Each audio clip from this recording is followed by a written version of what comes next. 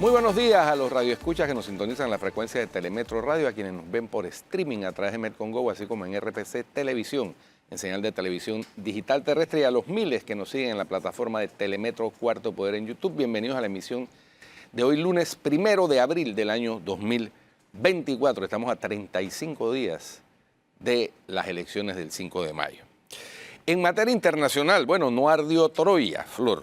Las cancillerías de Colombia y Argentina anunciaron ayer domingo que el embajador colombiano Camilo Romero regresará a su misión en Buenos Aires, tras un revés diplomático entre ambos países a raíz de insultos del presidente argentino Javier Milei contra su homólogo colombiano Gustavo Petro.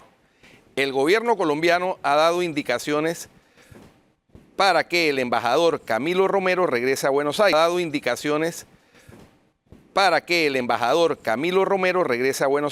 Aseguran las cancillerías en un comunicado conjunto. Los países se pronunciaron luego de que Petro decidiera el miércoles pasado expulsar a varios diplomáticos de la embajada argentina en Bogotá después de que Milei lo calificara de terrorista y asesino en una entrevista de prensa. Ambos gobiernos, continúa el texto, mostraron interés en la adopción de pasos concretos para superar cualquier diferencia y afianzar esta relación. Asimismo, el comunicado dice que el gobierno colombiano concedió el beneplácito al nuevo embajador argentino en Colombia, propuesto por el gobierno de Milei, cuyo nombre aún no se ha hecho público. También se anunció que la canciller argentina Diana Mondino viajará a Colombia en una visita oficial aún sin fecha. De esta forma, ambos gobiernos ratifican la importancia de mantener buenas relaciones y sostienen su voluntad de estrechar los lazos bilaterales, apunta el comunicado. Por otra parte, en Uruguay, el referente izquierdista y expresidente de Uruguay, José Pepe Mujica, dijo que la situación de Venezuela es lamentable, porque en el país caribeño parece que juegan a la democracia, pero no juegan a la democracia. En el marco de un acto de su fuerza política, la coalición de izquierda Frente Amplio, y consultado sobre la preocupación expresada por gobiernos de diversos países latinoamericanos tras la inhabilitación de la candidata opositora Corina Lloris, Mujica declaró a la prensa que lo de Venezuela es lamentable. Parece que juegan a la democracia, pero no juegan a la democracia, acotó, quien a su vez advirtió que es equívoco usar el término dictadura para referirse al gobierno de Nicolás Maduro con una comparación con países del Medio Oriente. El término dictadura es equívoco. ¿Qué hay en Afganistán? ¿Qué tienen los talibanes? ¿Son dictaduras o son teocracias? ¿Y qué hay en Arabia Saudita? Es decir, usamos los términos sin precisar, aseveró el exguerrillero que gobernó Uruguay entre 2010 y 2015. A esto añadió que lo que está claro es que en Venezuela no hay respeto elemental a la oposición y eso perturba y crea una situación de que eso no se puede llamar democracia. Las declaraciones de Mujica se dan luego de que el precandidato por el Frente Amplio, que apoya para las elecciones internas de junio, fuera criticado por precandidatos oficialistas por decir que la inhabilitación a candidatos en Venezuela es como hacer trampita en una carrera de caballos por no dejar correr a todos.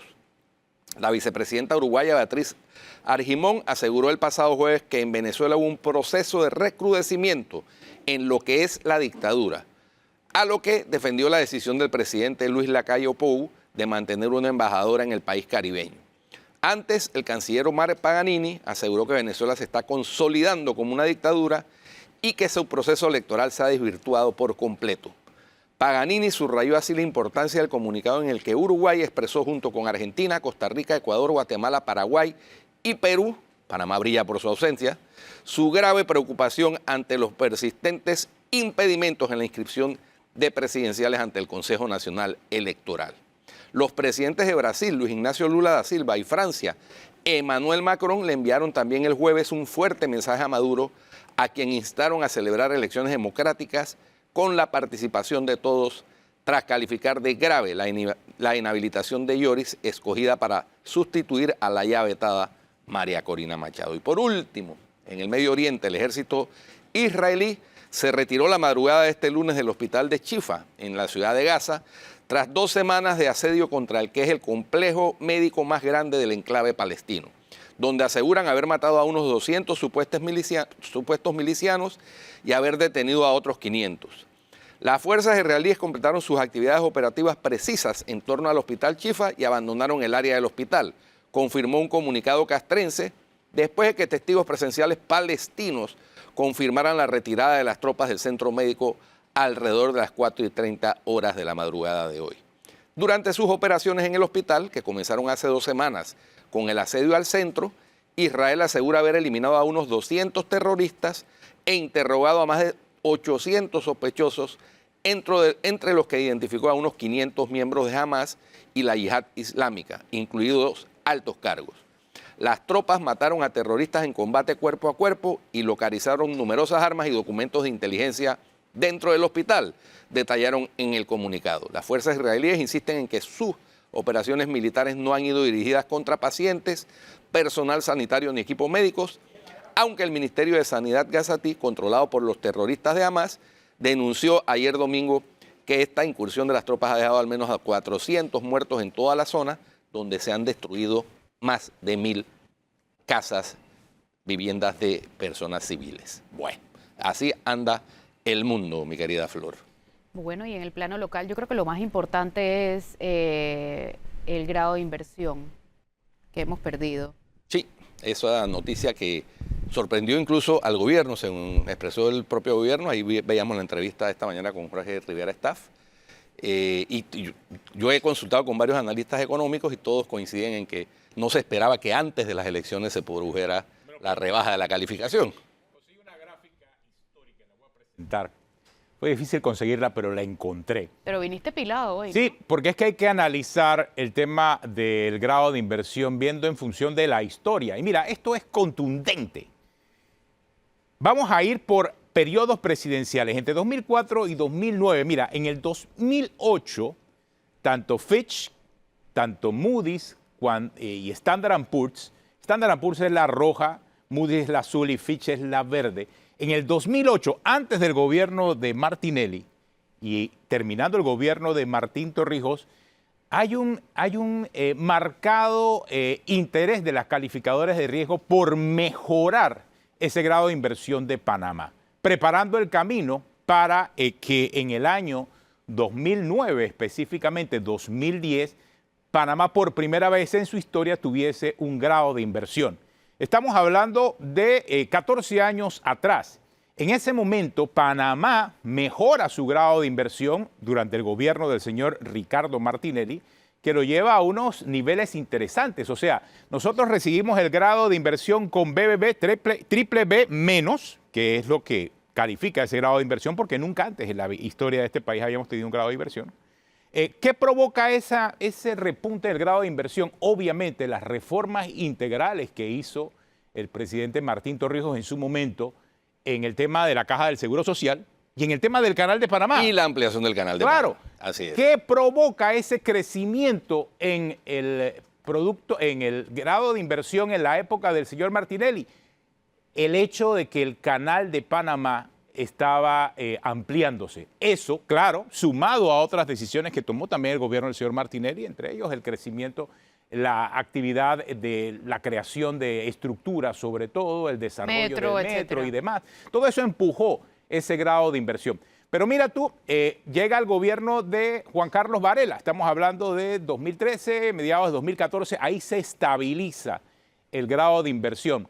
Pero en el 2019... Porque tú decías eso mismo, Guido. O sea, ¿por qué lo anuncian antes de las elecciones? En abril de 2019, antes de las elecciones, hicieron el anuncio. Pero lo dejaron arriba, o sea, dejaron pompeado el grado de inversión. BBB más. Lo dejaron estabilizado. No, Varela lo empujó. Lo ascendieron más. Lo ascendió. Las tres calificadoras. Quedó estable. Mira cómo se ve en la gráfica. Todo sí, durante todo el gobierno de Juan Carlos Varela. Desde el año 2013, ahí estamos entre el 2013 y el 2019-18. El grado de inversión se mantuvo estable en BBB, pero el gobierno de Juan Carlos Varela lo deja arriba, en BBB más, en abril del 2019. ¿Qué ocurre? Bueno, después vino la pandemia, caímos en el grado de inversión, caímos de BBB más, o sea, triple B más, el signo positivo, en 2019. a triple en el 2022, después de la pandemia, cuando se hizo todo, pasó la pandemia y todo aquello. Se hace, porque durante la pandemia hubo cierta inestabilidad en las calificaciones de riesgo, el mundo entero estaba viviendo una economía muy difícil, pero fue 2022 cuando ya se estabiliza nuevamente los análisis económicos y Panamá cae, obviamente, del BBB más a BBB. En eso estábamos en Estamos el en 2022. eso. Entonces se nos rebajó también en la última rebaja antes de esta. La del se nos 2023. se nos había puesto de perspectiva estable a perspectiva negativa. Así es, y Era nos pusieron en BBB un menos. escalón menos. Todo estaba Y bueno. realmente, y de verdad, o sea, hubo parte de un trabajo que hizo también el gobierno, el tema de salir de las listas grises y todo aquello, hay que reconocérselo. Pero desde mi punto de vista, y leyendo todo el informe de Fitch, sí concluyó que al final lo de la mina fue como lo que definió disparador. el Fue la gota que detonante, derramó el vaso.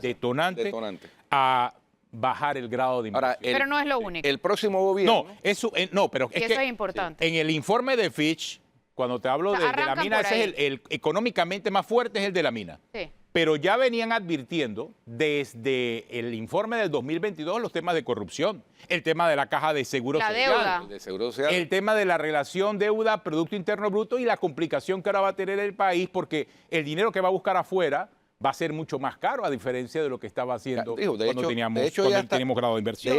De hecho, ya está haciendo, porque la última emisión de bonos ya tuvo que ser emitida a una tasa de casi 8%, cuando teníamos emisión de bonos años atrás a 3.25%. Entonces, el mercado ya nos había rebajado el grado de inversión, para que estemos claros. Ahora, sí tengo que comentar algo. Me llamó poderosamente la atención el titular del diario El País, porque me pareció un poquito exagerado, por no decir infame. Dice, Fitch rebaja a basura la deuda de Panamá. O sea, los bonos basura son los que están por allá en De menos. C menos.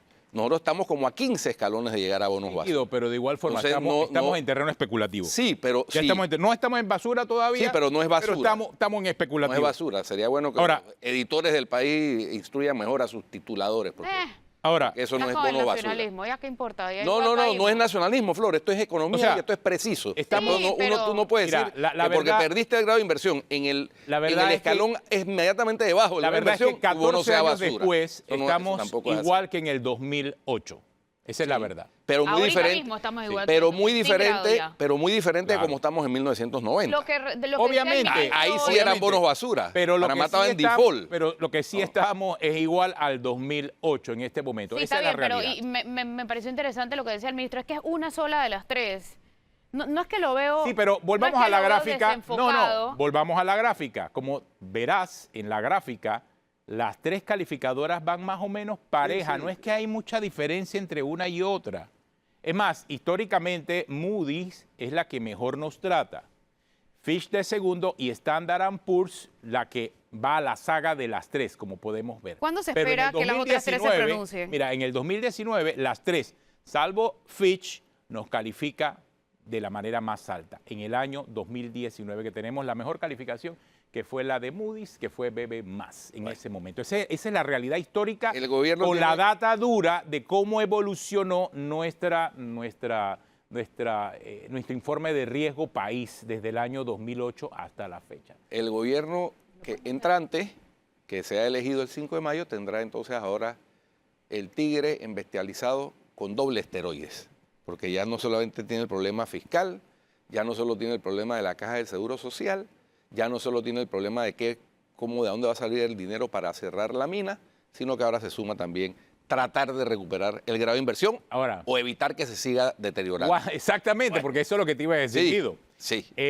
¿Cuánto tiempo con los grandes desafíos que tenemos? Y aquí sí entra en juego las presiones fiscales, entra en juego la caja de seguro social. La caja de seguro social, ahora el gobierno que venga va a tener una presión extra sobre el tema de la caja de seguro social, porque si fuera el gobierno de Martín Torrijos en el 2008 y esas reformas que se hicieron a la caja de seguro social, los que dispararon ese grado de inversión, imagínense lo importante ahora que estamos nuevamente en terreno negativo, nuevamente toma color el tema de la caja de seguro social. El tema minero como tal, ¿qué va a pasar? Si realmente va a ser el camino de la mina o va a ser el camino del turismo, por ejemplo. Pero algo va a tener que hacer el país para recuperar eso que en el propio informe de Fitch se califica como un 5%.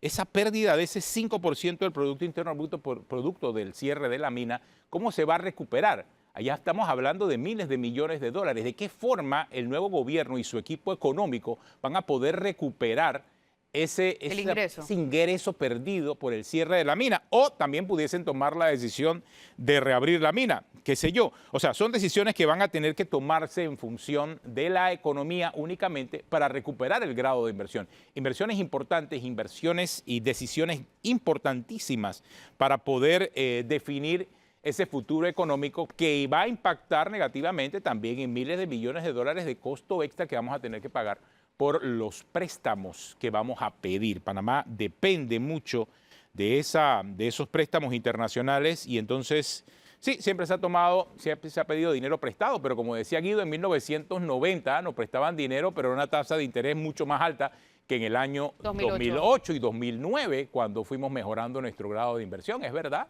no es lo mismo que nos presten la plata a 15 o a 20% a que nos presten a 3 o 4%. Más la facilidad para atraer inversión extranjera directa, que es más fácil cuando se tiene grado de inversión que cuando no se tiene. Ese punto es importante porque en los últimos 14 años Panamá se ha hecho muy dependiente para atraer dólares de esa inversión directa extranjera. Bueno, la mina Eso es un ejemplo. Clave. La mina, bueno, Fue un ejemplo. Era un ejemplo en ese momento. Son cientos de miles de millones de dólares que entran al sistema producto de esa inversión directa extranjera. Ahora, esa inversión directa extranjera se ve obviamente interesada en países, no en un grado especulativo, sino en países que tengan un grado de inversión. Ese impacto que va a tener en las decisiones económicas de los candidatos a la presidencia de la República hay que verla en función ahora de los debates que vienen. El debate de turismo va a ser clave. Cómo la gente del gobierno alega como que es que esto venía, no es nuestra culpa, es la culpa de la pandemia, la guerra de Ucrania, de todo lo demás, ¿no? O sea, no. Bueno, sí, porque al final... De este gobierno, punto. Al final, las decisiones que tomó el gobierno, es que si vamos a calificar al gobierno en función de la manera en que, como si fuera un boletín, la peor nota la sacó con la pérdida del grado de inversión. Más allá de todas las otras listas en donde nos encontramos, ya no digo las listas grises por las cooperaciones, por no cooperar internacionalmente en la lucha contra el blanqueo de capitales, por ejemplo, que este gobierno hizo un trabajo para sacarla. Pero el resto de las otras listas, índice global de lucha contra la corrupción, índice, por ejemplo, Gini, de desigualdad, todos esos índices no es que hemos salido bien. Sí, pero con o sin mina, este gobierno ha sido financieramente muy irresponsable. Pero creo que la mina, la decisión que se tomó con el cierre de la mina, porque es que ahora el gobierno va a decir, bueno, pero es que yo no cerré la mina, el pueblo pidió que cerrara la mina. Sí, pero si tú sumas todas las decisiones que giraron en torno al cierre de la mina o que llevaron al gobierno al cerrar la mina, fueron erradas o equivocadas. Mira, desde el momento en que se tomaron esas decisiones. Haber pateado la pelota, y no solo este gobierno, el gobierno de Ricardo Martinelli, el gobierno de Juan Carlos Varela y el gobierno de Laurentino Cortizo, en el tema del seguro social, es parte de la consecuencia de esta pérdida de grado de inversión.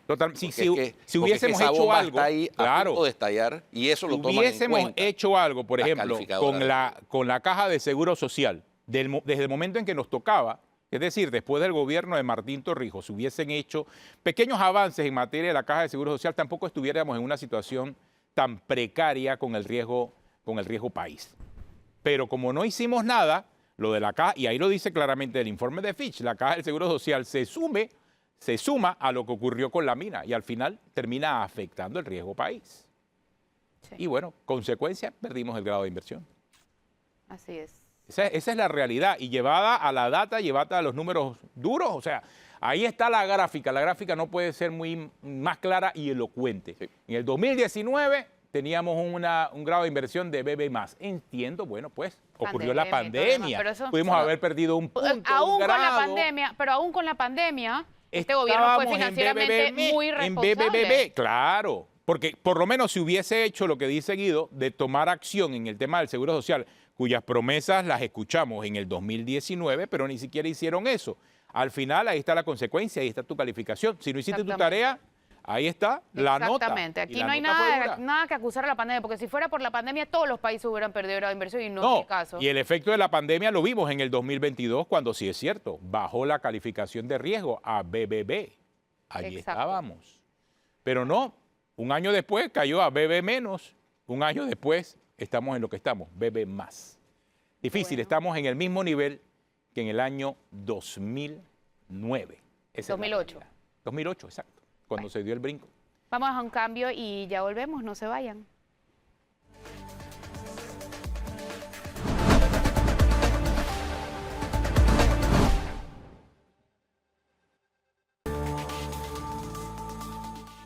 Bueno, continuamos aquí en Cuarto Poder y hoy nos acompaña el analista internacional Fernando Gómez Arbeláez. Vamos a hablar varios temas con él esta mañana, pero de igual forma también sería buena su reacción de lo que está pasando a nivel internacional con la pérdida del grado de inversión, Fernando. Claro, buenos días, gracias por la invitación. En realidad estamos en una situación bastante complicada, no que no la estuviéramos antes de esta información que Fitch ha anunciado que nos ha hecho perder el grado de inversión con esta empresa calificadora, pero este era un aldabonazo que ya venía de antes, es decir, la indisciplina fiscal en Panamá se ha hecho algo crónico. Gobierno tras gobierno ha sido incapaz de cumplir con los parámetros de esta ley. Recordemos que esta es la segunda ley que hay en Panamá sobre responsabilidad fiscal. La primera fue la del 2002, que tuvo poca vigencia, nada más tuvo 2 años. Se suspende cuando entra el gobierno de Martín Torrijos y se aprueba la nueva, pero 5 años después prácticamente, porque no entra en vigencia la nueva, la actual, la 34 del 2008, hasta junio del 2009. O sea, ese gobierno se fue 5 años sin ley de responsabilidad social fiscal y el último año se ve obligado a modificarla. No entra en vigencia y ya la modifican. ¿Para qué? Principalmente para aumentar los topes del déficit fiscal. Y así nos hemos ido todos los gobiernos subsiguientes, todos han modificado la ley, todos han modificado los topes del déficit fiscal y claro, nos ha ayudado a una época de bonanza, se ha estado pues haciendo proyectos importantes, se amplió el canal, todos esos factores influyeron a que la condición nuestra mejorara a pesar de la indisciplina fiscal.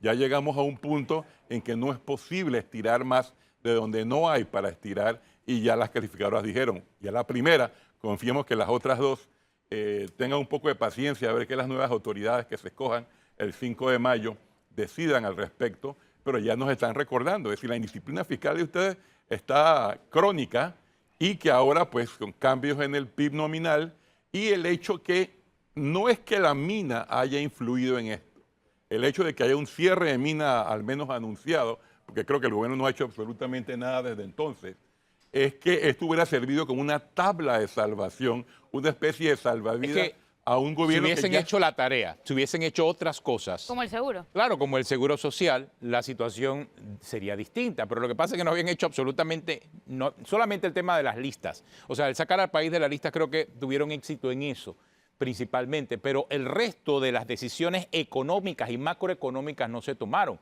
Consecuencia, aquí estamos viendo la calificación. Y le va a tocar, Fernando, necesariamente a las autoridades entrantes, especialmente a las autoridades económicas, Ministerio de Economía y Finanzas y demás, elaborar un plan para presentárselo a las calificadoras de riesgo como una hoja de ruta para tratar de mejorar la situación, porque de lo contrario nos van a rebajar y nos pueden rebajar más todavía. No sé, yo creo que todos los candidatos a la presidencia de la República debiesen ya presentar a su ministro de Economía, no 100%. A su equipo económico, a su ministro de Economía, y tomar, es más, debiesen estar haciendo conferencias de prensa todos a la vez y pronunciándose sobre la pérdida del grado de inversión y comenzar a trabajar un plan en función de lo que está pasando, plan que inclusive yo diría que debiesen tener ya hasta hecho, porque era previsible. Claro, que esto era previsible, ya. todo el mundo lo advirtió cuando Claro. la mina. No sé qué piensa. No, completamente de acuerdo. Es decir, ya para ayer han tenido todos los candidatos presidenciales que haber seleccionado e informado a la población.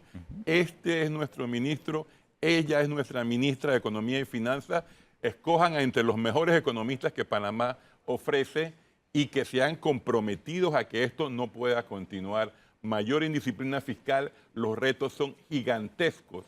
Yo creo que todavía los candidatos no acaban de aterrizar, y eso me refiero a todos, no acaban de aterrizar con las realidades económicas y financieras que están esperando al nuevo gobierno. El problema de la Caja de Seguro Social, el programa IBM, es algo que todos dicen no vamos a cambiar nada a nivel de medidas paramétricas, otros dicen que el tema de la mina que ha quedado en el aire, es decir, tantos temas que siguen encima como espada de Damocles a la economía panameña y que ya están teniendo consecuencias No, negativas. y ahora que estamos en el debate del agro, aparece el tema del Tratado de Promoción Comercial y su revisión. O renegociación, no sé, porque es que los candidatos a la presidencia todos hablaban de renegociación, de renegociación. No sé qué tanto impacto pudiese tener también en estas decisiones a nivel macro de la economía y del impacto internacional que puedan tener. Yo creo que ese elemento también es importante analizar. Claro, yo me sorprendí cuando vi que todos prácticamente los candidatos en ese debate hablaron primero de la revisión. Es cierto que el tratado incorpora la creación el próximo año, el 14º año después de la entrada en vigencia del propio Tratado de Promoción Comercial, una comisión de revisión agrícola. Pero lo que no leyeron en la letra pequeña en el tratado los candidatos presidenciales es que esa revisión es de una comisión bipartita que va a sugerir, no decide nada, sugerir posibles recomendaciones a otra comisión también establecida en el tratado, en el TPC, que habla del desarrollo del mismo, se llama Comisión de Libre Comercio. O sea, una comisión le reporta a Le otra reporta comisión. a otra, y ambas deben tener consenso de las dos partes. O sea, si Estados Unidos dice, no veo causa para revisar nada, ninguno de los aranceles que hay que desgravar, los productos, los famosos 4 productos que están en capilla ardiente, que quizás no se negociaron bien en el momento cuando se negoció y después se firmó el tratado. Pero es que recordemos también una cosa, ese tratado se firma en junio y en julio ya estaba en la Asamblea Panameña. Si ustedes buscan la Gaceta Oficial en que ese tratado apareció publicado, ya aprobado por Panamá, se dan cuenta que casi la mitad del texto está en inglés. Ni siquiera lo habían traducido al español. Y aquí ni los diputados ni siquiera saben Entonces, hablar español, imagínate inglés. Entonces los diputados, muy leales al concepto de que este tratado había que aprobarlo, lo hacen literalmente a tambor batiente y ahí están las consecuencias. Nadie pensó, bueno, de realidad se puede cumplir esto, se puede cumplir en los plazos, los 4 productos, pollo, carne de cerdo, lácteos y más importante, arroz, quizá por el impacto en el consumo panameño. Nadie previó nada y ahí están las consecuencias, ¿no?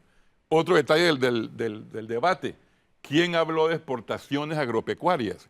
Como que un par de candidatos mencionaron algo del tema, pero como muy de pasada, es decir, la importancia de exportación, nadie casi la quiso sacar a la luz de un poco de TLC y de TPC que no están funcionando para Panamá. ¿Quién habló de reconversión? El tema que era lo más popular en esos tiempos. No, lo que Panamá en lo que no compita, vamos a reconvertir, vamos a apoyar al productor agropecuario. Nadie habló de reconversión, nadie habló de impacto de temas ambientales, cambio climático. Es decir, yo creo que muchos productores panameños, especialmente los pequeños y medianos, salieron muy decepcionados de que ningún candidato entró en realidad a enfrentar eso o a prometer algo que sea viable. Porque renegociar el TPC ya se vislumbra que Estados Unidos, después de 2 años, ya Panamá oficialmente en marzo del 2022 solicitó una renegociación y Estados Unidos la respuesta ha sido clara, no. De que se logre después, bueno, habría que hacer mucho cabildeo, mucho intento, pero ¿por qué habría que renegociar? Porque no hicimos la tarea. ¿Qué hicimos en todos estos años? 13, 14 años. No llegamos a hacer los productos competitivos en precio y calidad. Y entonces, hicimos la eso tarea. en cuanto a la relación con Estados Unidos, en cuanto a la relación con China, que ha ido tomando estratégicamente una posición muy presente en Panamá, tampoco he oído a los candidatos pronunciarse. Yo no recuerdo de ninguno que haya mencionado esta negociación que ha tenido sus altas y bajas, ¿no? ¿Con China? Con China. Y que más que todo yo creo que es por qué influencia pudiera tener comercialmente China en relación con Panamá y Panamá con sus relaciones con otros países, especialmente Estados Unidos. Yo creo que ahí hay un peso importante que no se ha visto más allá que lo comercial en lo diplomático. Y no, Pero sí se vio, fue un frenazo en este no, gobierno. sí lo hay. Un Lo ha frenazo habido sin duda. grandísimo. Y también esa es otra ficha que Estados Unidos capaz que está jugando. Eso no se hace público.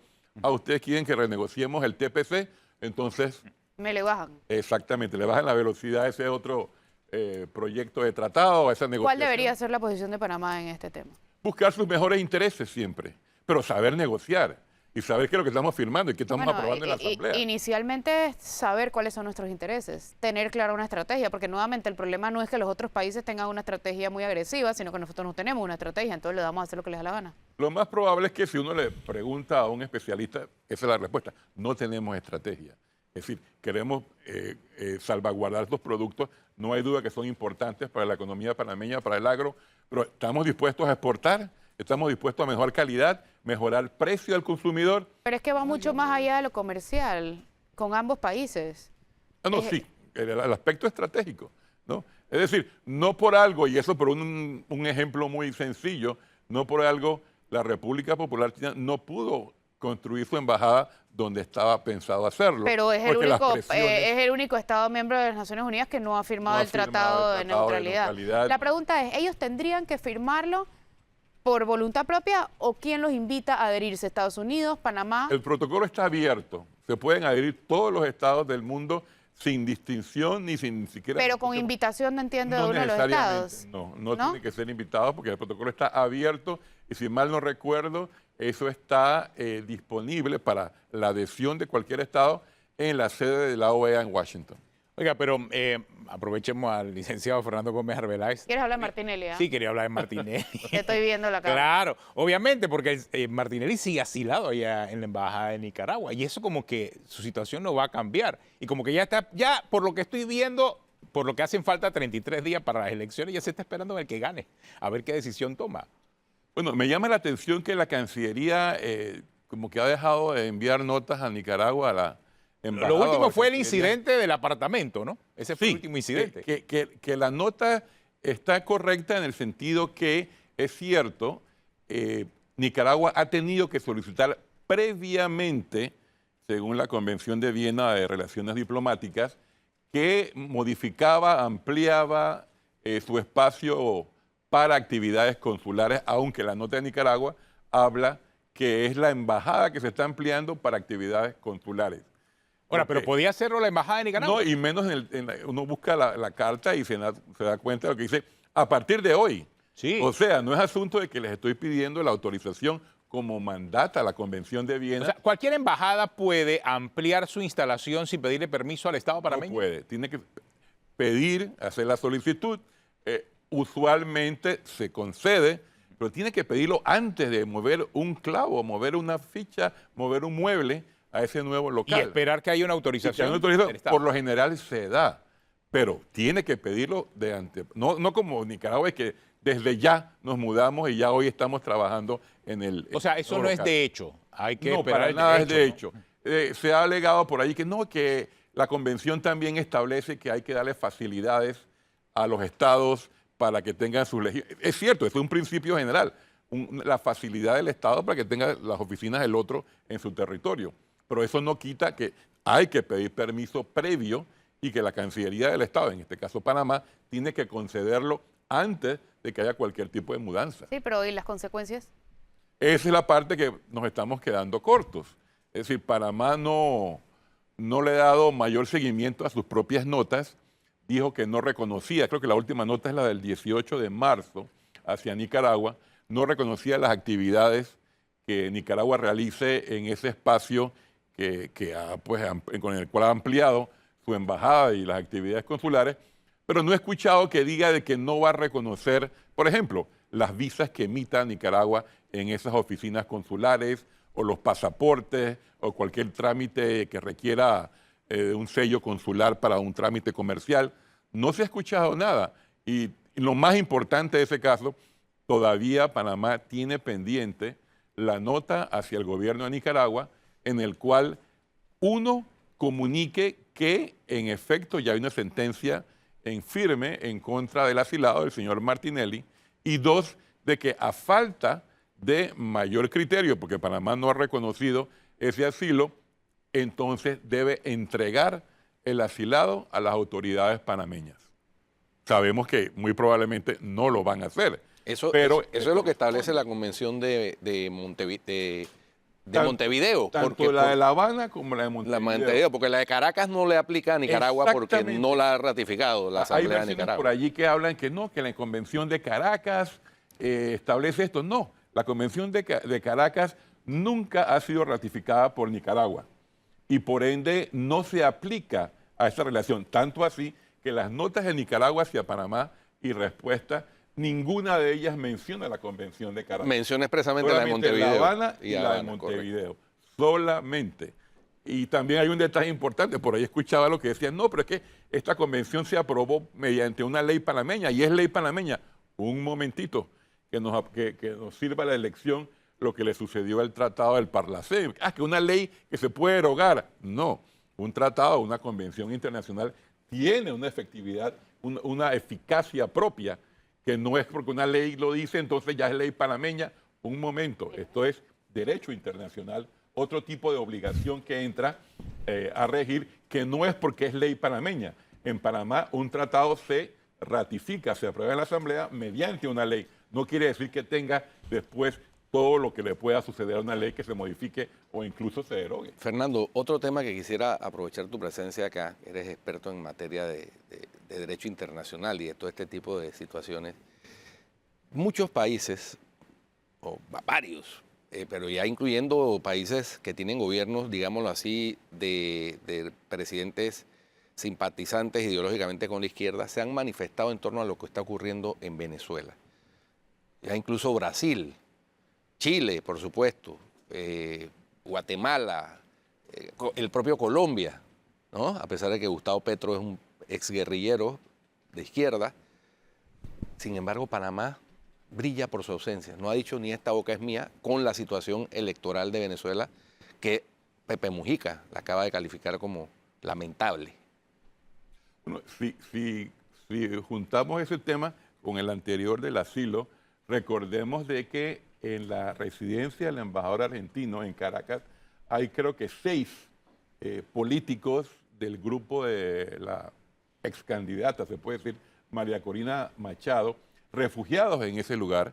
Les cortaron la Les luz. cortaron la luz, Sí. exactamente. Es decir, qué fácil es para algunos estados como Nicaragua decir, es que eso, es que ellos son X y Y. No, los que están refugiados que todavía no han pedido asilo, curiosamente ellos no quieren salir de Venezuela, pero Argentina ya dijo, si ellos están dispuestos y lo solicitan, les concederemos asilo. Pero Venezuela ya negó la posibilidad de que Argentina aumente la seguridad de esa residencia de la embajada. Iban a ir gendarmes, guardias desde la Argentina a proteger la embajada en Caracas, no les permitieron eso y les cortaron la luz. Entonces, ¡qué runcho! ¿a dónde vamos? Así que ese punto todavía está sin resolver. Pero Panamá no se ha metido en ninguna de esas conversaciones. Quizá el tema es delicado porque no lo que haya dicho el presidente argentino sea estrictamente falso, estrictamente alejado de la verdad. Porque todo el mundo recuerda que Gustavo Petro fue miembro militante del M-19 en Colombia, un grupo para muchos terroristas y que, no participó quizás en los principales... Para eventos. muchos terroristas, no, terroristas. Terroristas. Ahí no hay espacio de duda ni a debate. Y él no participó en el principal ataque y la masacre, la toma y la retoma del Palacio de Justicia en Bogotá en 1985 porque estaba detenido. Pero eso no quiere decir que su grupo estaba dispuesto y en efecto lo realizó, crímenes, masacres, asesinatos, y no se pueda negar que es una realidad. Claro, en el mundo diplomático un presidente no debería quizá decir esas verdades de forma tan clara y directa, pero los que no somos presidentes o diplomáticos, nada, sí podemos recordar y decir, Gustavo Petro, usted fue miembro del M-19 y el M-19 fue un grupo terrorista y que cometió innumerables asesinatos, y en especial pues la tragedia de la toma y después retoma del Palacio de Justicia en Bogotá. Tenemos una pausa, ya regresamos aquí en Cuarto Poder, hoy con Fernando Gómez Arbeláez, abogado internacionalista. Tenemos otros temas pendientes que tratar al regresar.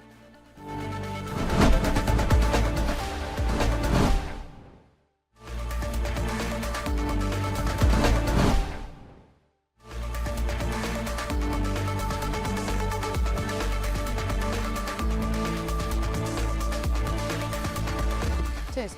Continuamos aquí en Cuarto Poder, estamos conversando con Fernando Gómez Arbeláez y hay una pregunta que acá me hacen, Fernando, tiene que ver con la condición de asilado de Ricardo Martinelli. Me preguntan que si la condición de asilado de Ricardo Martinelli impide que se le considere prófugo de la justicia panameña. ¿Eso es así? Para nada. La justicia panameña tiene su propia jerarquía. O sea, prófugo es prófugo. Prófugo es prófugo, exactamente. Pero eso no ha sido todavía formalmente comunicado al gobierno nicaragüense por parte de la Cancillería, que es lo que mencionaba, me sorprende, porque ha tenido que hacerlo ya desde que tuvo conocimiento que que hay sentencia en firme, ya no hay nada que hacer. Antes de eso era debatible, ¿no? Él todavía no es un condenado por la justicia panameña por delitos comunes. Pero ¿qué pasa si se le otorga el salvoconducto, viaja a Nicaragua, va a estar asilado en Nicaragua? ¿Sigue siendo prófugo de la justicia Correcto, panameña? es decir, sigue siendo prófugo. O sea, va a ser prófugo. Donde salga de Nicaragua puede caer en manos de la justicia panameña. Obviamente que sí, exactamente. O sea, el ser asilado no le da un blindaje. No, el ser asilado solamente le da la oportunidad, si se lo concede el gobierno del Estado territorial, o sea, Panamá, de que le concedan salvoconducto y salga del país. Lo único, que después hacia Nicaragua. va a un tercer país o Nicaragua y de ahí puede ir a otro. Se habla que hubiera ido o podría ir a Italia, donde es también ciudadano, tengo entendido, y donde creo que todavía no hay un tratado de extradición que se presentó en la Asamblea. Entiendo que no pasó. Hay, pero no está ratificado. Sí, No está exacto, ratificado. no Entonces, pasó. a falta de ese tratado, se puede ir allá y con cierta comodidad. Pero si va a otro país donde sí hay extradición, se le puede solicitar porque es un prófugo de la justicia en esa condición. O sea, va a hacerlo a menos que haya una amnistía. ¿Va a seguir siéndolo a menos que haya una amnistía o lo agarren? Es debatible porque amnistía e indulto se supone que deben ser por delitos políticos. Comunes. Y no comunes. Es decir, La del Exacto, indulto no está político, claro, no pero común. la y de la el caso de amnistía los no. comunes. La amnistía no, porque eso va a la Asamblea. Tengo Ajá. entendido que la Sí. Asamblea. Es una ley, claro. Pero que tiene que ser de carácter general. Es decir, ¿qué va a aprobar la Asamblea? Se le concede amnistía a todos aquellos que hayan cometido este tipo de delitos o que tengan penas mayores de 5 años. Es decir, Ahora, no vería cómo ¿Tú lo te hicieran. imaginas Panamá, que acaba de salir de la lista de Gafi por la lucha contra el lavado delito de del dinero. blanqueo de capitales, aprobando una ley de amnistía de carácter general que condona los delitos de blanqueo de capitales? No puede En ser. nada va a ayudar. No puede ayudar, Nada. así es. En nada. Ahora, Es pero preocupante. usted ha dicho algo muy claro. O sea, independientemente del salvoconducto que se le pueda dar al señor Martinelli del próximo gobierno, gane el que gane, sí seguirá siendo prófugo de la justicia panameña. Claro. O sea, Claro, no importa dónde esté, la justicia panameña no puede dejarlo pasar. Que tristemente Tiene que alcanzarlo en algún momento. este es un caso, diría casi una parodia de asilo. Esto porque se debería dar, primero, cuando es un condenado o por lo menos tiene la preocupación de que se condene por delitos políticos. Aquí no hay delito político. Por otro lado, también está el hecho de que él es el que alega. Si leemos la nota en la cual Nicaragua le concede el asilo político al señor Martinelli, Nicaragua no dice que él es un perseguido político. Ahí hay que leer con mucho cuidadito porque lo que dice allí es, él se considera perseguido político y dice que, se considera pues, que su situación por parte de él, no del gobierno de Nicaragua, tiene preocupación o riesgo de su vida, integridad física y su seguridad. Pero no lo dice Nicaragua, ellos citan lo que él les habría dicho para entrar a la embajada. Oiga, licenciado, también me gustaría conocer su opinión antes de terminar sobre la inconstitucionalidad de la candidatura del señor José Raúl Mulino. ¿Usted qué piensa? Un tema interesante porque, primero que todo, el debate ha estado más que todo en el tema de la legalidad de la decisión tomada por el Tribunal Electoral con base a que el Código Electoral no prevé esta situación expresamente. Aquí cada 5 años tenemos una comisión de reformas electorales, hace un proyecto debatido, relativamente consensuado, pero después va a la Asamblea y ahí los trozan. Allá los diputados hacen cambios, reformas, todo al interés de ellos y no del país. Entonces, el Tribunal Electoral, si ve que no hay aplicación directa sobre el caso del señor Mulino, ellos tienen iniciativa legislativa. Ellos han podido, igual que diputados que están apoyando al señor Mulino, de haber presentado un proyecto de ley.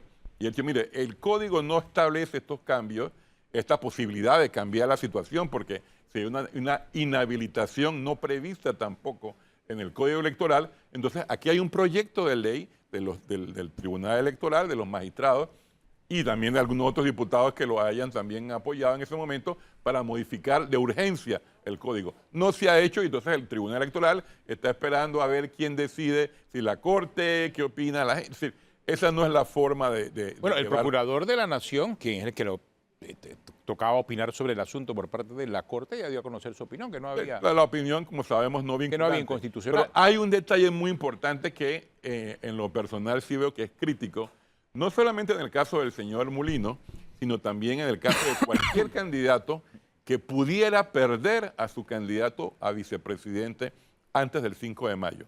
¿Y a qué me refiero? Es decir, yo espero que todos los candidatos a presidente y vicepresidente gocen de buena salud y tengan larga vida, pero nadie tiene la vida comprada. Por el hecho de que si algo les pasara o de que a alguno se le ocurriera, y eso ha habido precedentes, que renunciara de manera irrevocable a la candidatura, ¿no? Entonces, ¿Puede pasar? Irrevocable, pero puede volver a los 2 días, ¿no? Si un candidato, sea quien fuera, a presidente, corre sin un candidato a vicepresidente, ahí entraría una crisis en caso de que ese candidato a presidente no entre o tome posesión el 1 de julio. La Constitución no prevé nada con el hecho de que un candidato a presidente que sea electo y no tenga un vicepresidente no llegue a tomar posesión, ya sea que renuncie, ya sea que le suceda algo, ya sea que por algún motivo hay una falta absoluta. ¿Por qué? ¿Cuál es la estructura? La creación constitucional nuestra es de que antes se escogían 2 candidatos a vicepresidente, en 2004 se redujo a 1, pero tiene que haber un candidato a vicepresidente, uno porque lo mandata, lo obliga el artículo 177 de la Constitución. Así que junto al candidato a presidente se escoge de la misma forma el candidato a vicepresidente. Ninguno puede estar el 5 de mayo sin candidato a vicepresidente. Ahora bien, ¿cree usted que la Corte tendrá suficiente tiempo para decir sobre esto? Muy apretado porque Digo, todavía faltan que 33 días. 33 días. tiene que presentar, creo que todavía no han publicado el edicto que hace la publicación en los 3 días, después los 10 días hábiles para alegatos. Si alcanzara a hacerlo sería casi en la víspera de las elecciones. Muy complicado, Muy complicado. Muy delicado también. Pero sí, recuerden, 177, 189. Si algo le pasara a ese candidato electo, que fue escogido de todas maneras sin vicepresidente, el país entraría en crisis constitucional. No hay remedio, no hay remedio. 189. Nos agregó otro elemento más para pensar sobre ese tema. Gracias, licenciado, por acompañarnos esta mañana. Muchas gracias, mucho gusto. Se nos acabó el tiempo. Si usted sigue en Telemetro Radio, siga con los muchachos del brunch y en RPC Televisión la retransmisión de Calle 7. Hasta mañana.